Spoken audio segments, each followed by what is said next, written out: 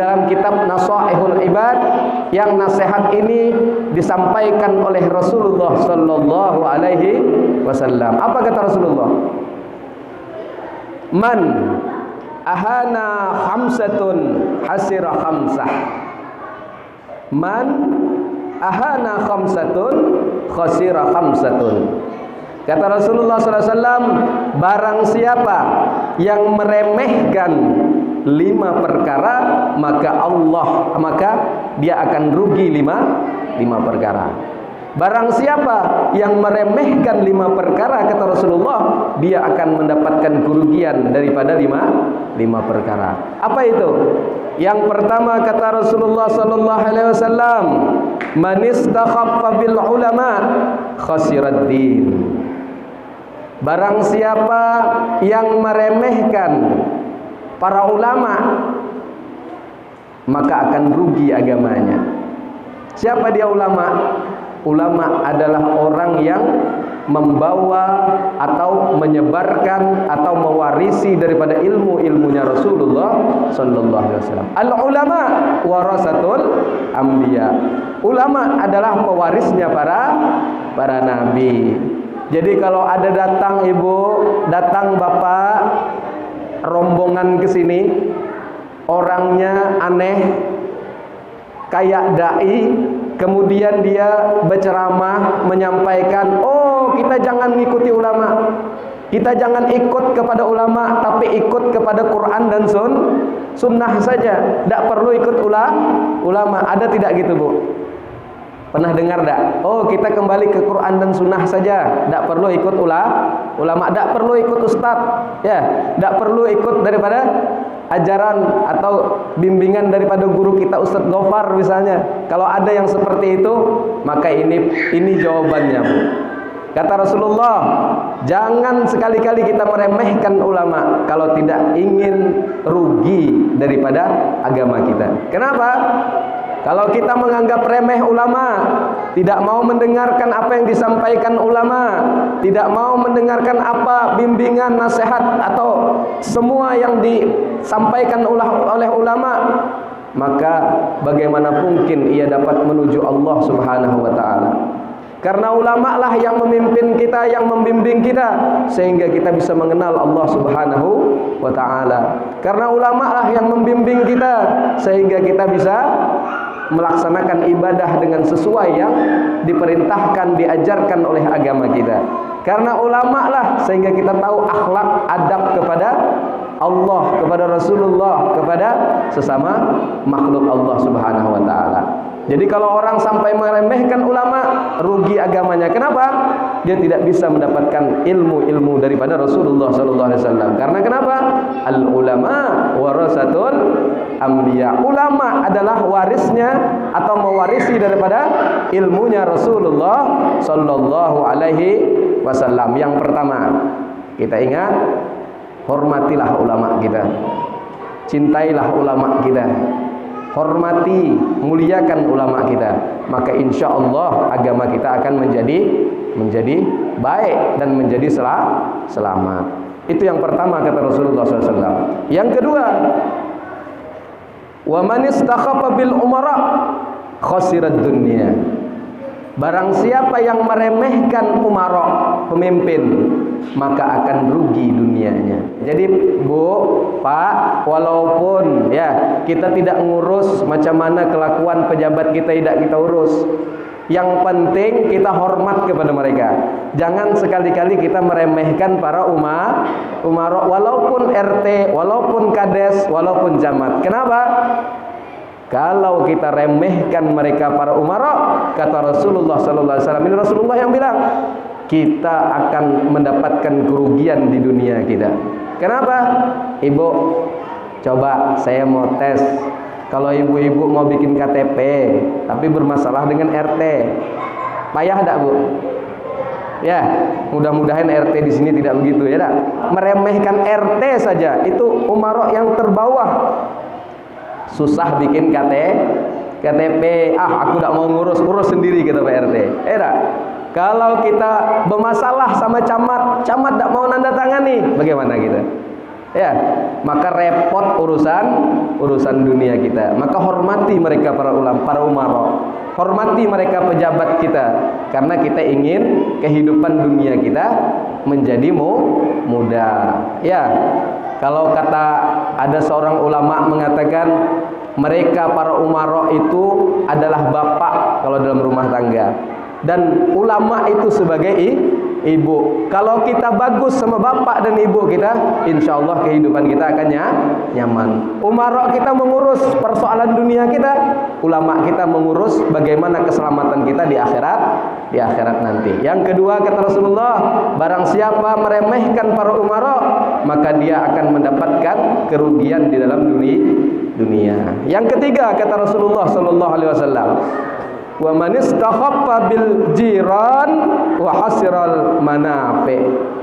Barang siapa yang meremehkan jiran. Tahu jiran, Pak? Pernah tak kita dengar negara apa?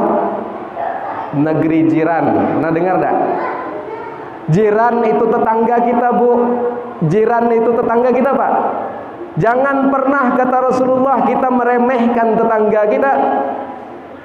Kalau kita meremehkan tetangga kita, maka kita akan mendapatkan kerugian daripada manfaat-manfaat mereka. Siapa tetangga?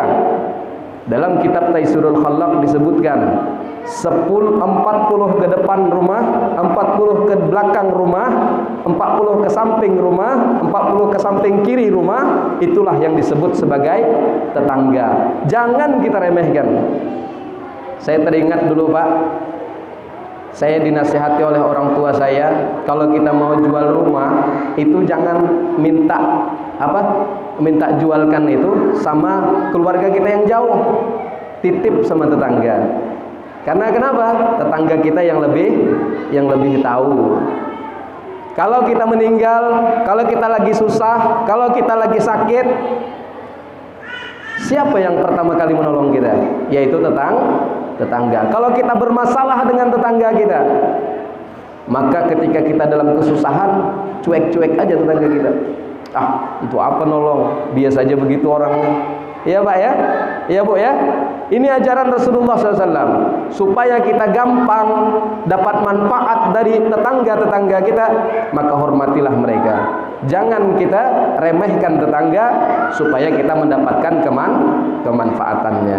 Yang keempat, kata Rasulullah SAW, wa man istakhaffa bil aqrabai khasira mawaddah. Barang siapa meremehkan kerabat. Tahu kerabat, Bu? Tahu kerabat, Bu? Pak, tahu kerabat?